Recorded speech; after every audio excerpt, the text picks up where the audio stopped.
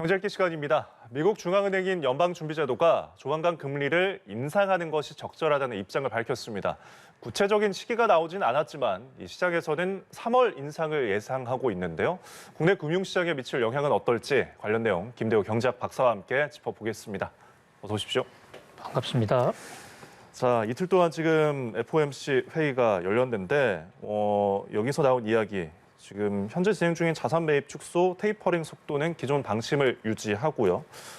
앞으로 이제 금리를 올리겠다 이런 점을 시사를 했는데 FOMC 발표 어떻게 보셨나요? 우리 속담에 태산 명동에 서일필이라는 이런 얘기가 있습니다. 예.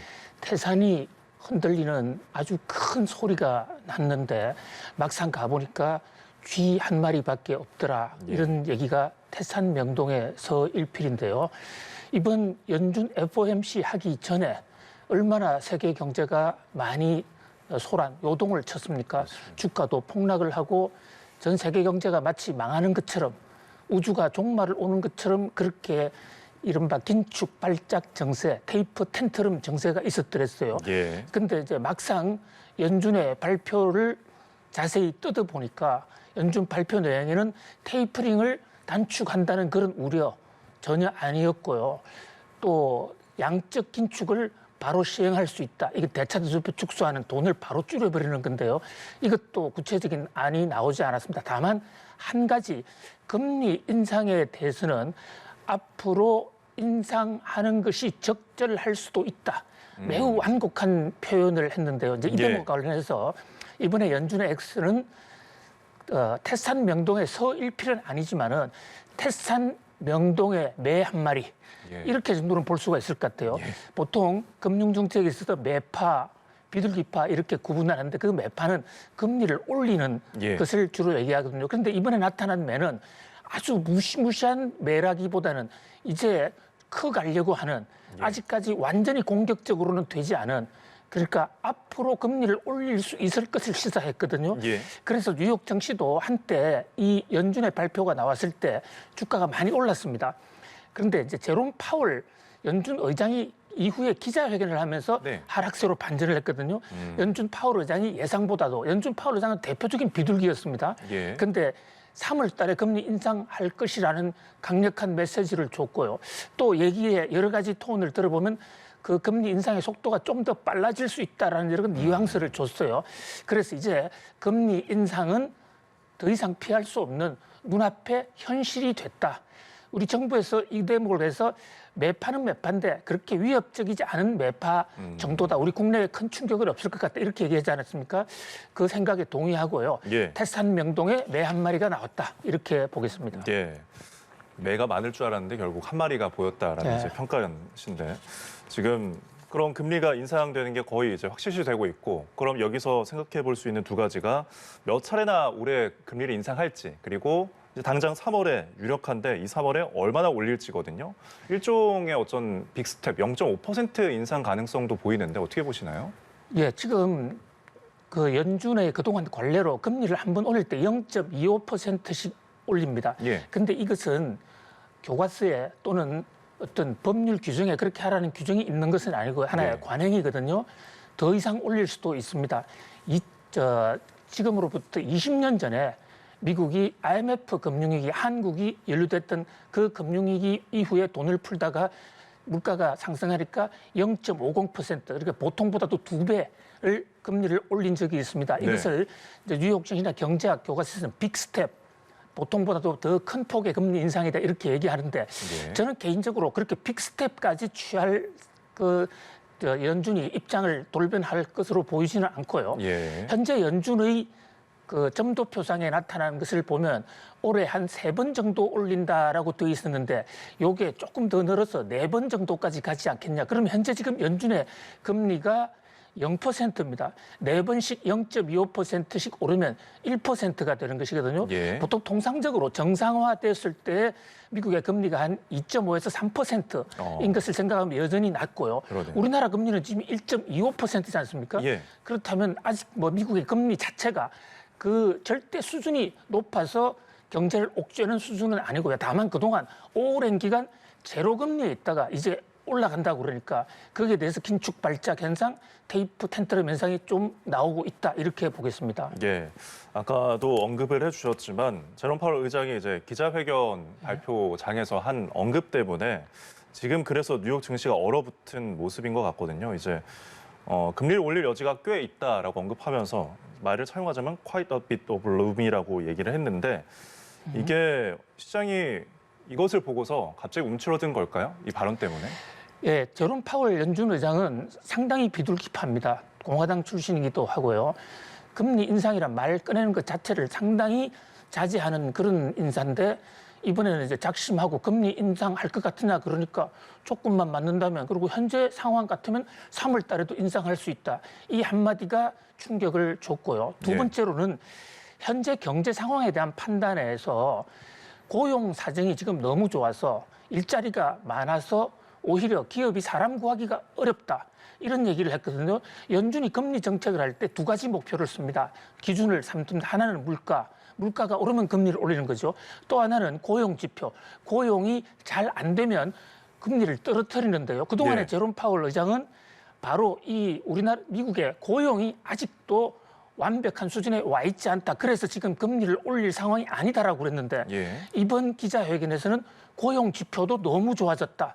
이렇게 얘기를 하니까 이제 적어도 경제 원리로만 놓고 보면 금리를 안 올릴 이유가 없고 그렇다면 제롬 파월은 비둘기에서 이제 완전한 매로 변신한 것이 아닌가. 예. 종래의 제롬 파월에 비해서는 좀 더 달라졌다.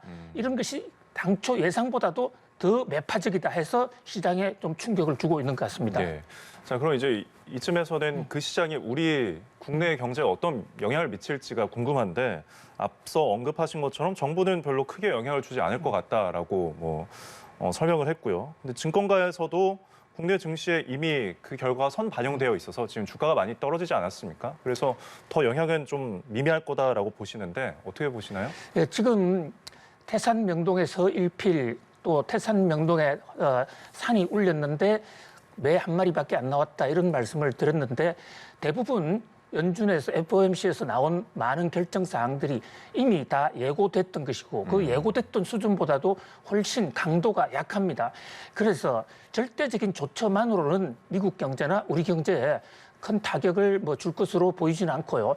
다만 이제 심리적으로 또 미국 달러가 강세를 보이게 되면 예. 우리나라 증권 시장에서 돈이 좀 빠져나갈 수가 있습니다. 예. 그런데 반대로 달러가 강세를 보이면 우리나라 수출은 또 잘 되는 효과도 있거든요.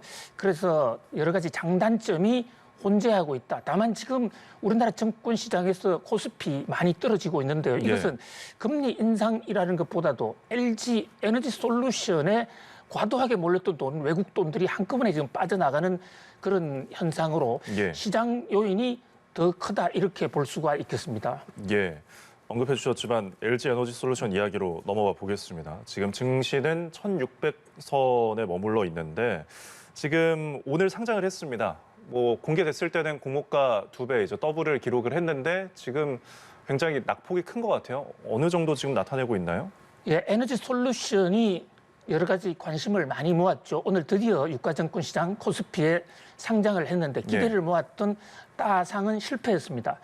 자, 따상은 두 개가 있는데요. 따는 개장할 때 가격의 2배로 시작하는 따가 있는데 이것도 실패했고 또 장중에 30% 오르는 상한가까지 오르는 상도 실패해서 예.